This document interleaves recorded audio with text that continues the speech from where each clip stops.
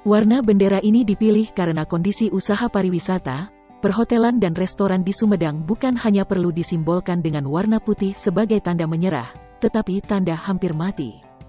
Ketua Perhimpunan Hotel dan Restoran Indonesia, PHRI, Kabupaten Sumedang, Nana Mulyana mengatakan, pengibaran bendera kuning ini merupakan bentuk penyampaian keprihatinan atas apa yang terjadi di Sumedang terkait dampak penerapan PPKM level 4. Nana mengatakan, pengibaran bendera kuning itu dilakukan oleh para pengusaha yang tergabung di dalam Forum Komunikasi Pariwisata Sumedang. Para pelaku usaha pariwisata kini sudah berada di unit gawat darurat, UGD, semuanya.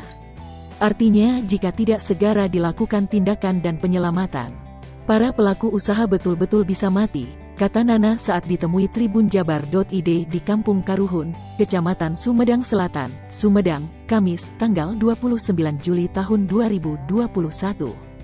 Penerapan PPKM level 4 ini seharusnya menjadi saat untuk kebangkitan pariwisata di Sumedang.